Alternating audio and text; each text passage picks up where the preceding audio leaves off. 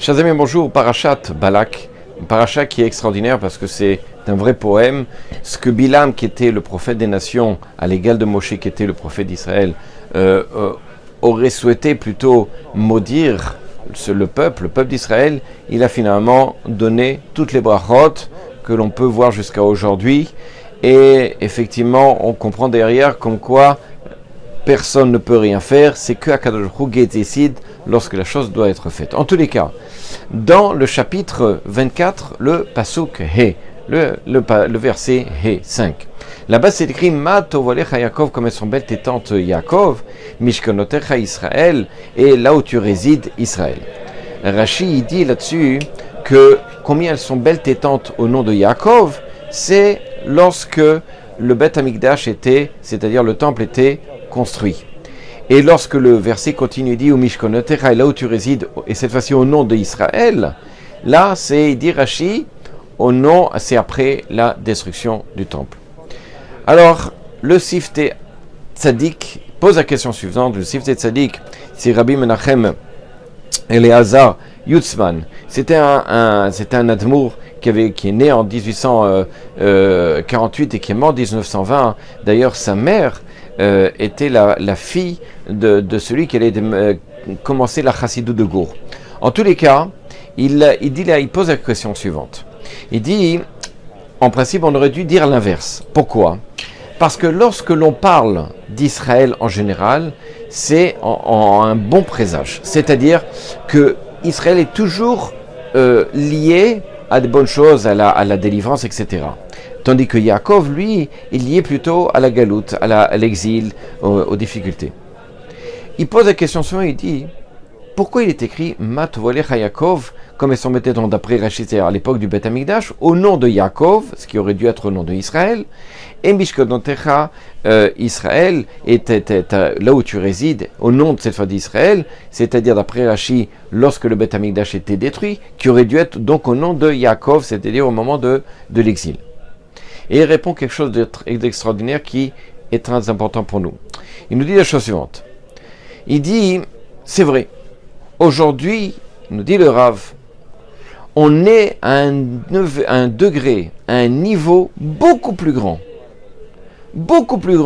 que celui qu'étaient nos rabbinim d'avant. Pourquoi ? Parce que ce que l'on fait aujourd'hui dans la Avodat Hashem, ce que l'on fait aujourd'hui des mitzvot, avec toutes les difficultés, avec toutes les épreuves que l'on a, beaucoup plus, il faut bien comprendre, beaucoup plus grandes les épreuves qu'avaient nos chachamim avant. Quand on arrive à les faire, on fait nachad ruach, on donne de la satisfaction dans un certain sens à Kadosh Baruch Hu. Et c'est comme si, dans un certain sens, on était à l'époque du Beth Amikdash. À savoir, plus que ça, si vous voulez, c'est que, il dit le Rav, c'est que le srout, le mérite d'Israël, ça n'est pas d'être à l'époque du Beth Amikdash où tout était facile. On pouvait être rapidement Israël, au niveau d'Israël, parce que les choses étaient beaucoup plus évidentes. Il dit c'est à notre époque, où les choses sont noires, où on ne voit pas le lendemain, où il y a sans arrêt des épreuves, surtout on vit à une époque là où les choses sont tellement difficiles qu'on se dit mais est-ce que je peux faire, est-ce que je ne peux pas faire ? Et on est attiré, pas énormément par le côté matériel, tout ce qui se passe au niveau de l'information et du matérialisme que le monde veut nous donner. Un juif qui est capable malgré tout de tenir, d'arriver à accomplir les mitzvot, d'arriver à faire, tant soit peu, la tfila, etc.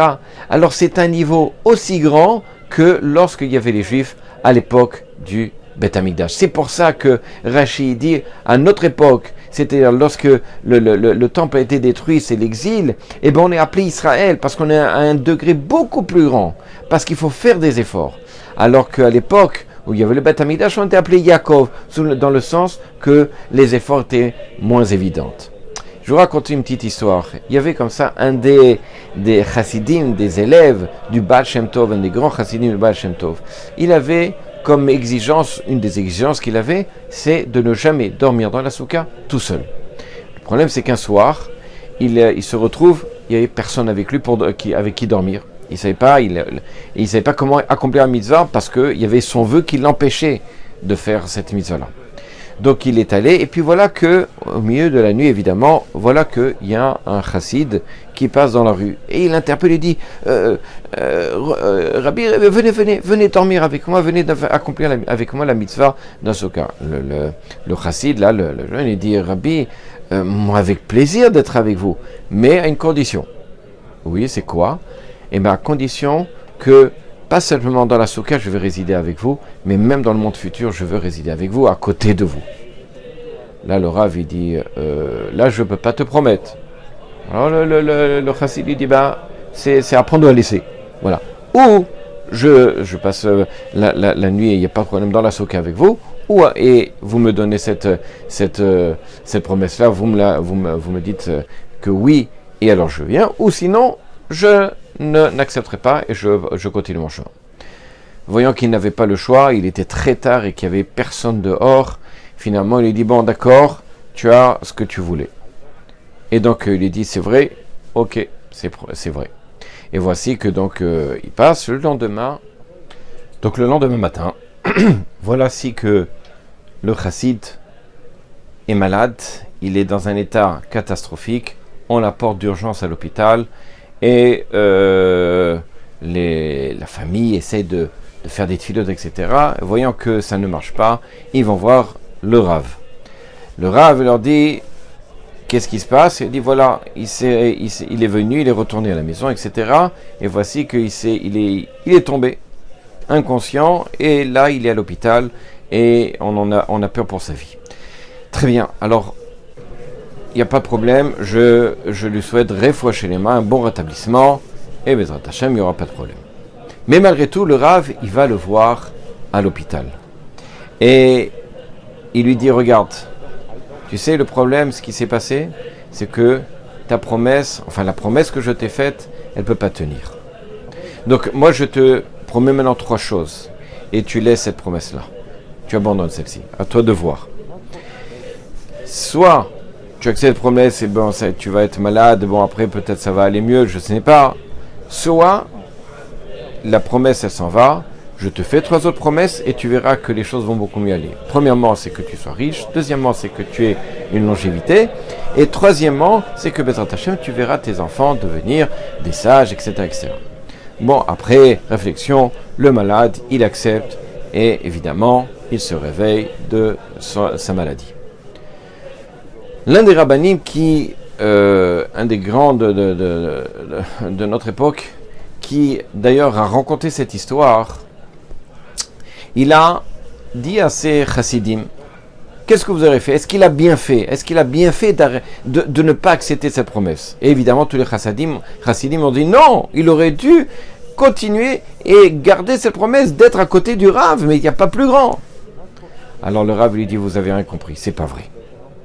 Au contraire, toute la grandeur, c'est justement de travailler sur soi.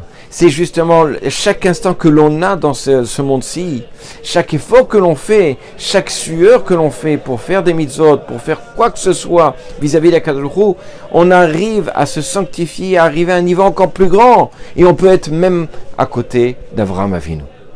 Alors pourquoi juste s'arrêter à ça, à ce niveau-là?